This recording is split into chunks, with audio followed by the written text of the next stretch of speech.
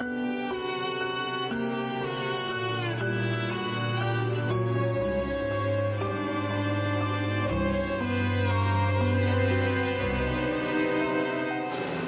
दिसंबर 2014 की सुबह खैबर पख्तूनख्वा के दारुल हुकूमत पेशावर में वाक़ आर्मी पब्लिक स्कूल पर शिद्दत पसंदों ने हमला कर दिया और वहां मौजूद तलबा और असातिज़ा को न सिर्फ यरगमाल बनाया बल्कि उन पर फायरिंग करके तलबा समेत 150 से ज़्यादा अफराद को शहीद कर दिया।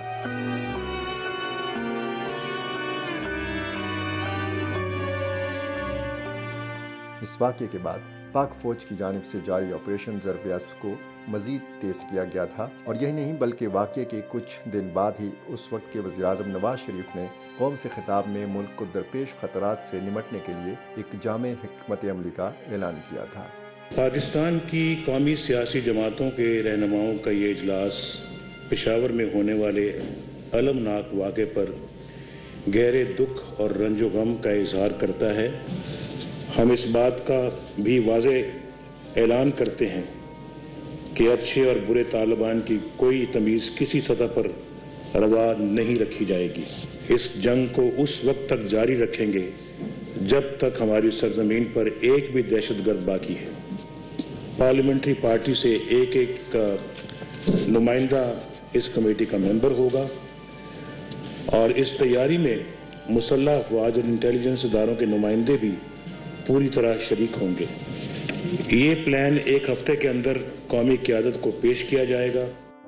आज से 10 साल पहले 16 दिसंबर 2014 को पाकिस्तान की 73 साल तारीख का ये दूसरा बड़ा हादसा था। अगर इंसानी हवालों से देखा जाए तो ये पाकिस्तान की तारीख का सबसे दर्दनाक वाक़या साबित हुआ है।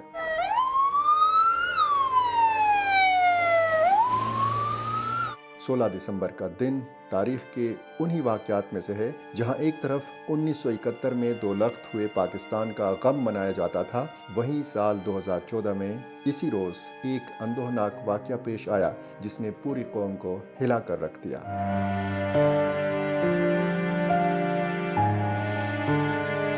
उस वक्त के वज़ीर-ए-आज़म नवाज शरीफ ने 20 नुकाती नेशनल एक्शन प्लान का ऐलान किया था और इस पर मुल्क की तमाम पार्लिमानी जमातों के सरबराहान से मुलाकात के बाद इत्तेफाक राय हुआ था। हुकूमत ने तमाम सियासी और मजहबी जमातों को एतमाद में लेकर दहशतगर्दी और इंतहा पसंदी के खात्मे के लिए न सिर्फ कौमी लाए अमल तरतीब दिया था बल्कि दहशतगर्दों को सजाएं दिलाने के लिए मुल्क में फौजी अदालतें कायम की गई थीं, जबकि सजाए मौत पर अमल दरामद पर आयद गैर एलानिया पाबंदी भी उठा ली गई थी। जहां एक तरफ दहशतगर्दी के खिलाफ मुअस्सर हिकमत अमली मुरतब की गई थी, वहीं सानहा आर्मी पब्लिक स्कूल के शहीद तलबा और दीगर अफराद के लवाहिकीन इंसाफ के मुतलाशी थे और उनका यही मुतालबा था कि मुलव्विस अफराद को कैफिर किरदार तक पहुँचाया जाए। इब्तिदाई तौर पर पुलिस समेत दीगर कानून नाफिज करने वाले इदारों ने सानहे की मुख्तलिफ ज़ावियों से तहकीकात की थी, जिसे 2016 में सियासी जमात पाकिस्तान पीपल्स पार्टी की जानिब से सामने लाने का मुतालबा किया गया था। बाद-ए-अज़ां मुतासिरीन ने इंसाफ की फराहमी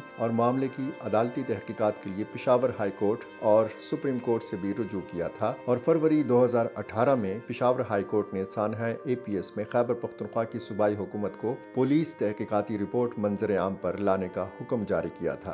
अप्रैल 2018 आर्मी पब्लिक स्कूल हमले में शहीद होने वाले बच्चों के वालिदैन की जानिब से दायर की गई दरखास्त पर उस वक्त के चीफ जस्टिस पाकिस्तान मियां साकिब निसार ने विफाक और खैबर पख्तूनख्वा हुकूमत को नोटिस जारी किए थे। बाद-ए-अज़ां बच्चों के वालिदैन की दरखास्त और उनकी शिकायत के इजाले के लिए उस वक्त के चीफ जस्टिस मियां साकिब निसार ने वाक़े पर अज़-खुद नोटिस भी ले लिया था। 9 मई 2018 को चीफ जस्टिस की सरबराही में सुप्रीम कोर्ट के एक बेंच ने सानहे की तहकीकात के लिए पेशावर हाई कोर्ट के जज पर मुश्तमिल कमीशन बनाने के लिए ज़ुबानी अहकामात जारी किए थे। ताहम हाई कोर्ट को तहरीरी अहकामात मौसूल नहीं हुए थे, जिसके बायस कमीशन तश्कील नहीं पाया था।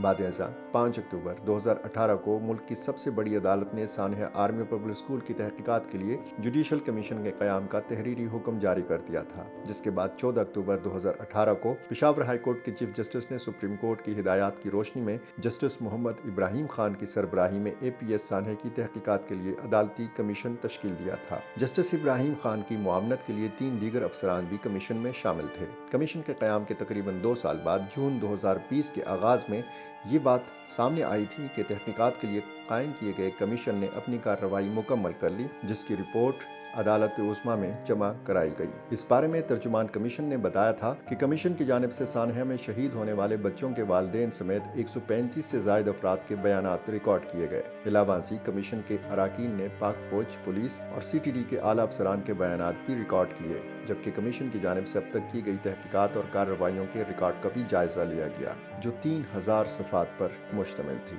बाद 4 अगस्त 2020 को सानहा APS से मुतल्लिक अस्कुत नोटिस की समाअत में सुप्रीम कोर्ट ने इंक्वायरी कमीशन की रिपोर्ट पर अटार्नी जनरल को हुकूमत से हिदायत लेने का हुक्म दिया था। इस मौका पर वालिदैन की जानिब से इंसाफ की अपील करते हुए कहा गया था कि पहले दिन से ही इंसाफ मांग रहे हैं, लेकिन अभी तक इंसाफ नहीं मिला, जिस पर चीफ जस्टिस ने रिमार्क्स दिए थे कि हमें वालिदैन से बेहद हमदर्दी है।